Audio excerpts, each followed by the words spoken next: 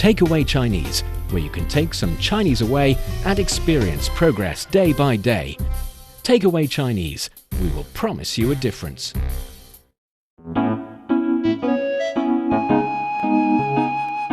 你好，欢迎收听随行汉语 Welcome to Takeaway Chinese. I'm Niu Honglin, and joining me today, our friend Vitor. Hello, Vitor. Hello, everybody. 魏特，非常欢迎你又来了，很开心。Yes, I was too happy I had to come back.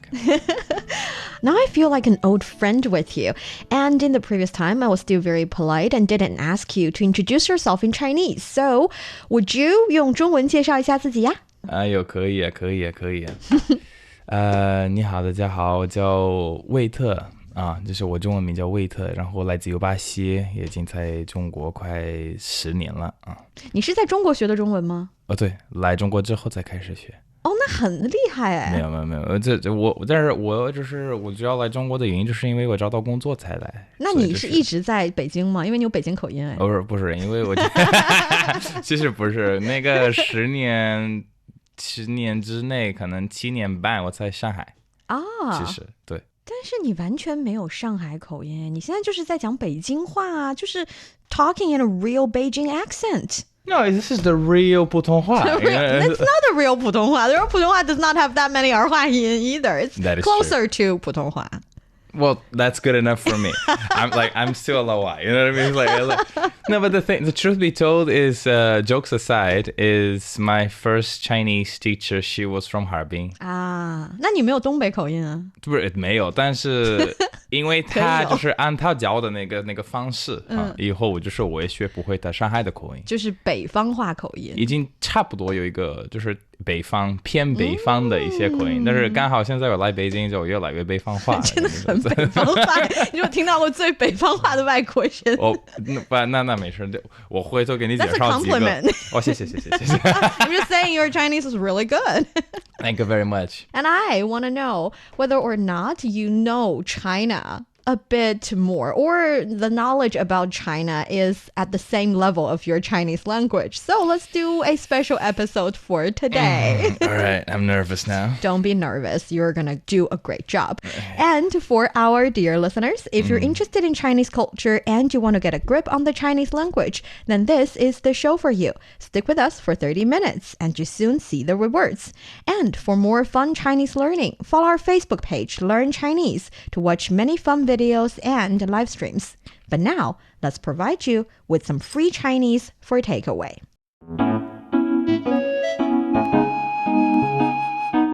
So here is the conversation, and let's see if I think you're going to understand the conversation quite well, but let me try anyway. 你知道中国共有多少个民族吗？是56个，每个民族都有独特的文化习俗。没错，还会举办少数民族运动会这样盛大的活动呢。哇，好想看一看啊。What do you think?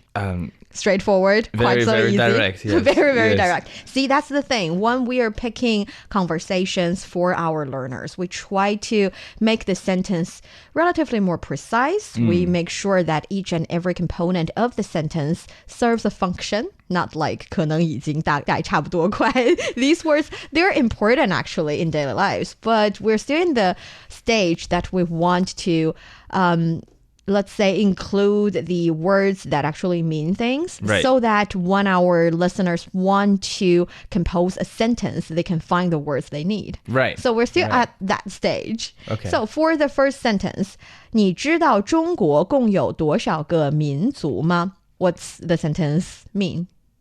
You're asking me if I know how many ethnic groups there are in China. Ah, quite good. So 你, that's you. 知道 No. 中国 China. 共 Total. 有 Have. 多少 How many? 个 Units is a measure Yes, word. it's a measure word. Yeah, it's the most common measure word. 民族 Ethnic groups 吗 is a question mark. Yes, see, you're just really good. Is there any word in the sentence that stands out for you? Do you think our listeners should pay attention to any of the word? Well, I think the gong sometimes is used, the gong for total, sometimes is used as igong or zonggong, yes. together. So, but in a sentence, you can use just character alone, just Yes. gong alone. That's an interesting phenomenon in the Chinese language. Usually, we like two-syllable words. Right. The modern Chinese enjoy two-character words because previously in ancient time, I think in ancient times, usually we have one-character word, and we didn't have any like exclamation marks or question mark or comma or period. We don't have any of those. It was all one text, big text. One big text. Okay, That is why for ancient Chinese learner or for those little kids living in ancient time, one very important lesson for them is to learn how to separate each and every group of words and putting them together, they would understand the meaning. So we call it 句斗. 句斗 is basically how do you group the characters or the words in that one huge passage. And later on we realize, we didn't really have to do that. We can Right. have some of the common. It helps us. And then in daily language, the idea is that if you have two character words, it's easier for people to not make any mistakes or misunderstand. That is true. Because we only have limited number of sounds in the Chinese language. Yet, when you put it in sentence, because usually the two-syllable words or two-character words, sometimes the two characters actually mean the same thing because you were expanding it from one-character word to two-character word. Yeah. So it can be omitted sometimes. It's the same thing for 一共总共 the example you gave. Yes. Yes, exactly. So, 你知道中国共有多少个民族吗? Do you know how many ethnic groups there are in China? Okay, so the answer here is 是56个. So 56. 56. So, 是56个是 Yes. 是 is. is. Yes. 56 56. 个. And then again, the measure word. Yes. And in the sentence, there's no subject. What's wrong with the sentence? It has no subject. Well, but it's a direct answer to the question, you know. Again, the Yes. context, right? So, yeah. Yes. And actually, it's kind of like saying 答案是56个. The answer is 对， 56. 答案是 But 对。 without the actual 答案, the answer, you don't really misunderstand it anyway. So different components can also be omitted in the Chinese sentence. And then, 每个民族都有独特的文化习俗. Very good. I think your pronunciation is very good. Thank you. And what does that sentence mean? Okay. So basically, each ethnic group has its own distinct cultures and traditions. Yes. So 每个. Each one. Can I say 每一个? Yes. Yes. Yeah, it's the same. It's the same. And again, when you only see a measure word without a number in front of the measure word, usually it's one. And It's usually one, yeah. it's omitted. Yes. 民族. Ethnic group. Ethnic group. Actually, 民, 人民, people. 族 is like group. So precisely people group. Yes. So 民族, ethnic group. 都有. They all have. They all have. They both have if we're talking about two. So Yeah. 都 is saying every one of them, but in collective form. Right. 独特. Unique. Unique. So 独, do you know what 独 means? Sole, alone. Yes, only. Only, 特, yes. Special. special. So unique, 独特, it's special. It's the thing that only this one has. Yes. So that'll be unique. 独特. 文化, Culture. culture. 习俗, Traditions. tradition. So 习惯, that's habit. 俗, 民俗, custom. So that's what you do, what you're used to do in your daily life, and something that's in the custom of your ethnic group. So that would be a custom or tradition, something we do. Very good. Yeah. Yeah. 每个民族都有独特的文化习俗，没错。没错. Yeah, this is a funny one because I want to ask you. I feel like I don't say 没错 that often in my daily life. Do you? I do. Oh, really? I do. So it's a habit thing. It's a habit thing. Yes. And I got it from my friends. So if you don't, I think for me, it was an absorption thing. Like I had one specific friend that was with me frequently. We used to work together and she used to say 没错 all the time. So I started to say it. Yeah, yo, that's also the thing. Because you could say 对, You can say 对, you can say 是呀. 对. And one thing about learning Chinese, actually not learning Chinese, one thing about speaking any language, even if it's your own language, is that you get influenced by people around you quite so much. Oh, yeah. Your accent, your catchy phrase. Everything. Yeah. And it's a good thing. If you see that happening to your language, it means you're very sensitive to influence. It also means that you can learn a new language faster. That is because true. you pick up the habit faster. Yeah, these habits are actually what turns your level into very natural. Yes. Right? It's like this... 没错. 没错. The mistakes, for example, on the first sentence that I said, that was the grammatical, there's a lot of mistakes. But like, There are no mistakes. But I understand what you mean. And it's very like, you could say the same thing without using that many words, let's put it this way. But that is what makes it very natural. Natural. Yeah. Yeah, in my case, I just pick it from other people. Yeah, and gradually, because when I'm doing the show, I need to really carefully separate the personal habit with the actual rule in the language. Because sometimes I feel like I don't use this word with another word. Right. And it turns out it's only my personal habit. So when I was doing the research, I would make sure that if I say, okay, so this word cannot be used this way, I need to be right about it. Yeah, of course. Yes. So, but for those who are learning the language, you do not really have to think about it too much. You can just pick up whatever a native speaker is saying, and just gradually you would know whether or not it's his or her personal habit or something that you have to align with. But nevertheless, it's a native speaker. So copying what they're saying would only make your language level a bit better. Yeah, copying is a good thing. In this case, thing, yes, definitely. Yeah, so 没错。没错。还会举办少数民族运动会这样盛大的活动呢。That's right, and they even hold grand sporting events. Yes, so 还 Still. 会 Hui is tricky. It is a really is tricky, hard but one. in this case means to do. It's close to do. Yeah. Yes. So when it comes to hui, there are so many. I think on a certain language teaching page or website, I see several pages of words describing how to use hui because it carries the meaning of a capability. Yes. It carries the meaning of something will happen, something that will definitely happen, but you do not want it to happen. True. Right? Yes. I don't know why it's specified, but 明天一定会下雨. It's saying it will definitely rain tomorrow, but I am also saying I don't want it to rain without saying it. Yes. Right? Yes. So there are different meanings. So my suggestion would be that you remember how to use it in different scenarios without trying to remember why. Just remember how to use it. Yeah, I think this is again the complexity of the Chinese language in terms of context, because sometimes actually if we sit down here and we talk in depth about the meanings of hui, I don't think we're ever going to finish it. It's going to be a whole show. It's going to be a whole show. And we're probably not going to get to the final answer. And if we come up with a huge list, it's not going to help anybody. No. So I will advise to do exactly what you just mentioned. Like, just accept it and pay attention. Accept it. Like, yeah. I accepted that you... I like that way of saying just it. don't, just be in peace with the fact that you're not going to get the whole list. And just feel it, you know what I mean? Because after a while, you would know when to use it without knowing why you're using it. You know what I mean?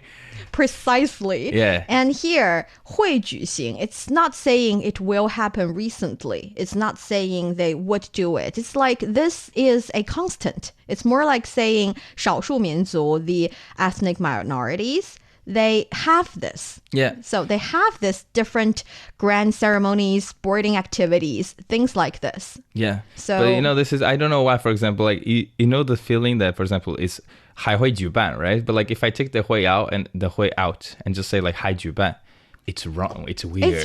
It's weird. I don't know why, but it's just, there's something missing there. You're really good already in Chinese. It's weird, yeah. Yeah, so 会. So if you want to say that something is a constant in certain occasions, yet you do not want to specify it's going to happen in 2 days or it has already happened previously. It's just 还会, something 会 happen.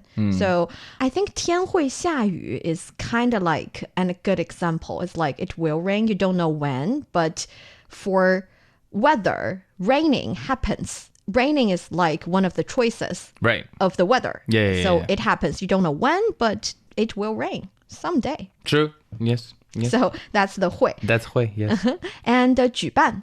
举办 means to organize. Organize. But in terms of an event, an occasion. Yes. You know, so you can 举办 a wedding, you can 举办 an event. Yes. Yes. Ceremony. Yes. And 举 carries the meaning of hold.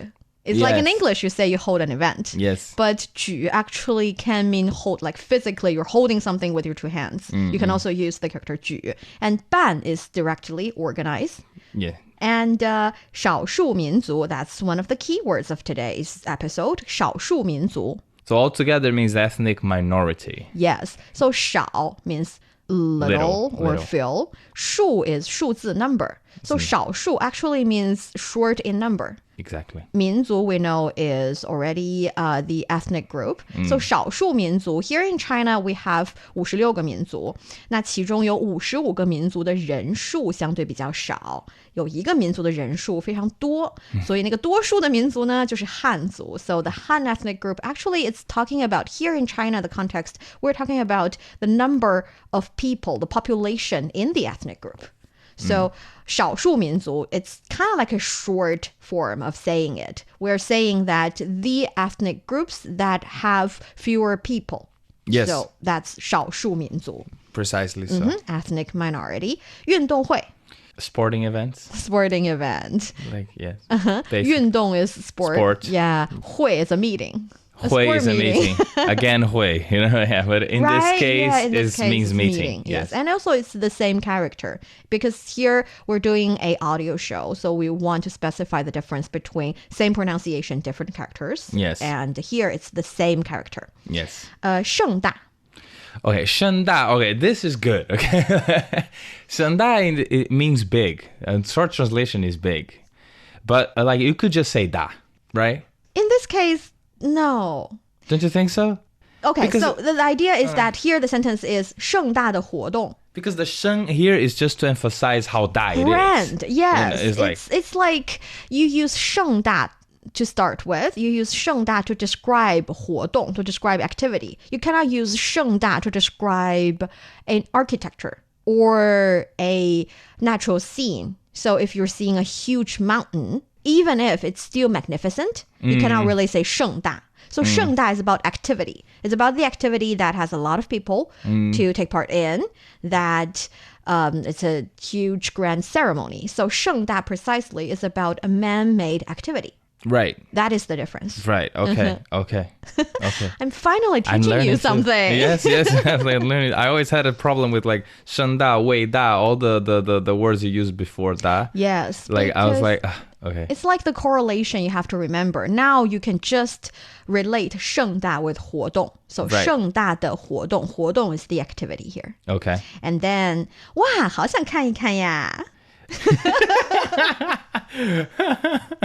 I did not expect that. Yes. It means I would love to see it. I would love to see it. Yeah. And yes, the reason that Vitor didn't expect is because the 哇 kind of expression does not happen in daily language that so much. Yet, for example, in written conversation, or even if it's a screenplay, that you want people who are reading it to understand the precise emotion that sentence carries, you would put 哇 there.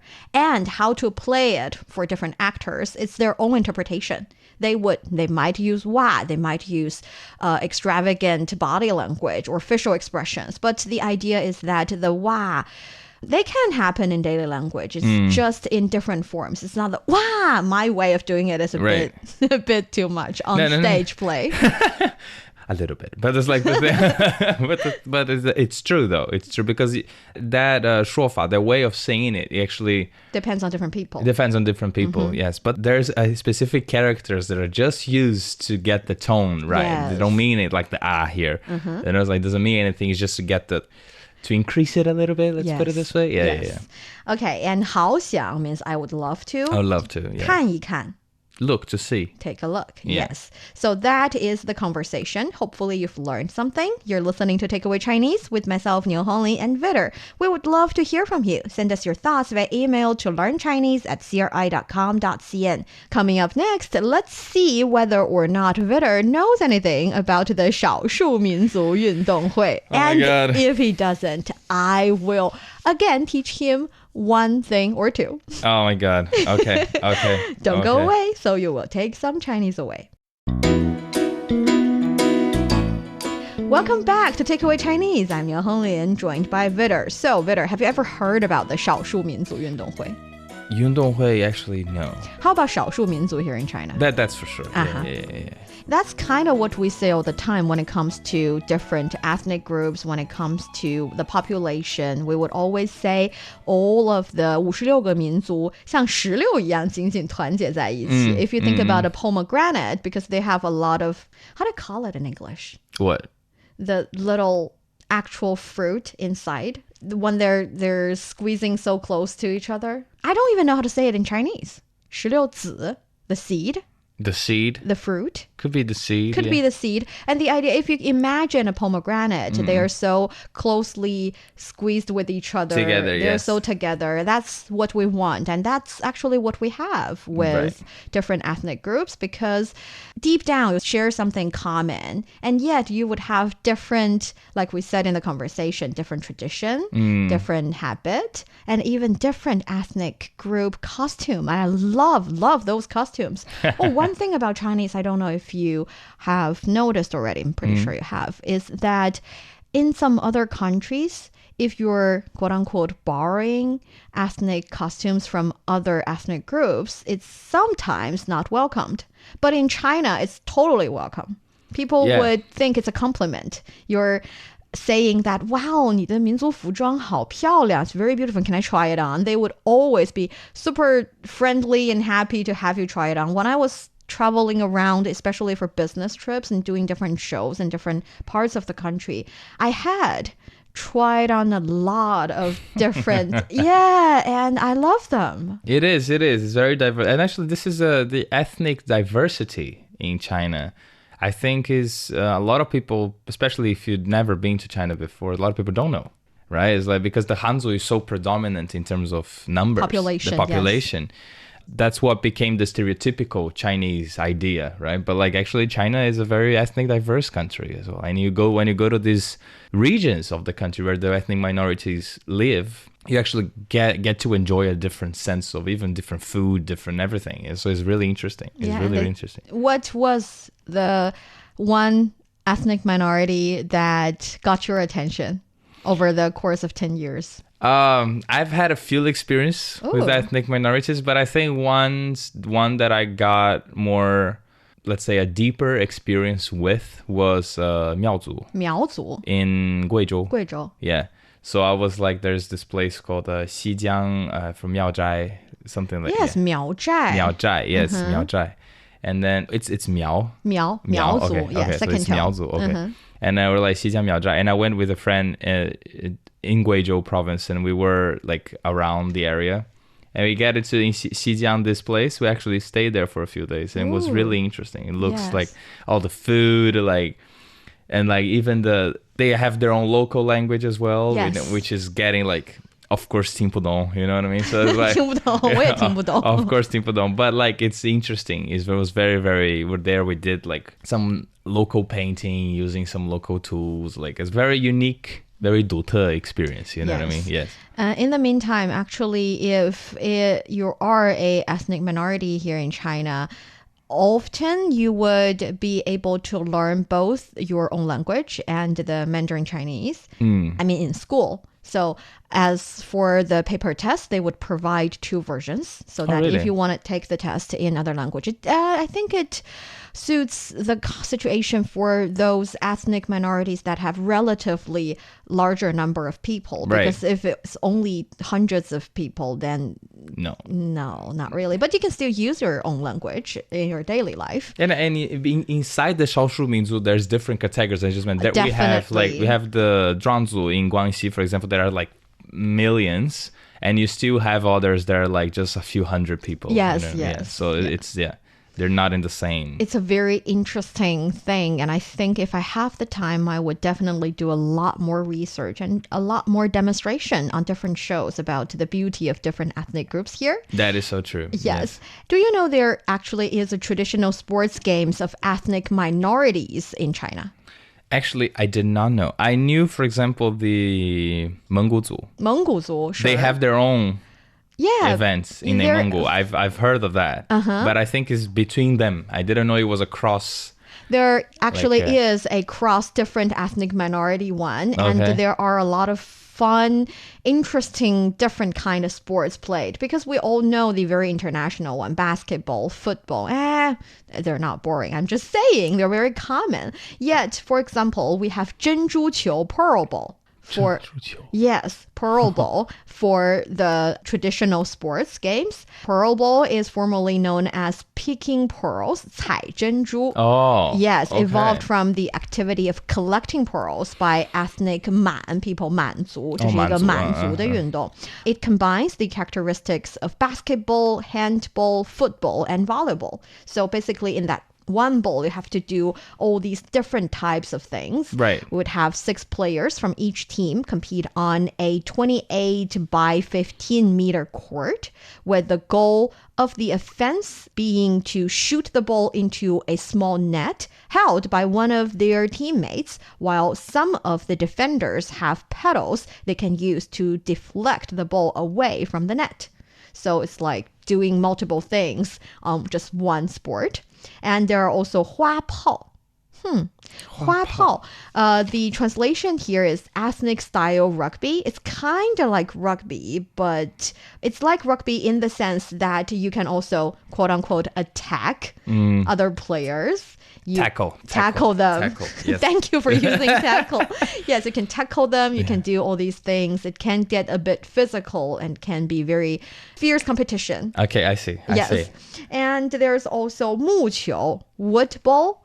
This is not the kind of wood ball that you would see outside of China. There is an international wood ball, but this one is kind of like played on instead of a court, more like a grassland. So before doing the show, I also didn't know there are so many different types of very complicated and interesting sports. I'm surprised. I actually I don't know any of them. I think, Literally. Yeah, when it comes to sport, many sports generate from a military training. Yeah, definitely, yeah. And I feel like these sports are generated from actual games played within the ethnic group, in the clan, on the land, and you just find a way to entertain yourself by, playing different types of activity and sports with others, and you set your own rules, and after a while, the rules are accepted. They evolve, right? They evolve. Evolve into something bigger, Yes. Yeah. So I would definitely assume these ethnic group grand games can be much more entertaining, especially if you are to watch them. I think it would be much more fun because the rules are much more complicated. Definitely, yes, Yes. definitely. But I'm surprised with the diversity here. Yes. So for those of you who are interested in the 民族运动会, actually we have our colleagues going to interview this 民族运动会. I'm pretty sure she's going to bring about a lot of fun interviews, fun videos. Just go to Learn Chinese Facebook page to see all of those. And that brings us to the end of today's Takeaway Chinese. I'm Niu Honglin with Vitor here in the studio. For more fun episodes of the show, you can visit our website at radio.cgtn.com and go to the column podcast. You can also listen to the show and read the script there. Find us wherever you listen to your favorite podcast. Just search for Takeaway Chinese. And thanks again, Vitor, for coming. Thanks for having me. It was a pleasure. Hope I actually thank you because I learned a lot. So I'm happy. I'm very glad, and I hope to have you back in the studio in the future. 非常感谢你的到来，非常开心。是，谢谢你们的邀请。Thank you for coming. And for those of you who are enjoying this episode, make sure you leave us a 5-star rating wherever you're listening. Thank you. I'll see you next time. Bye bye.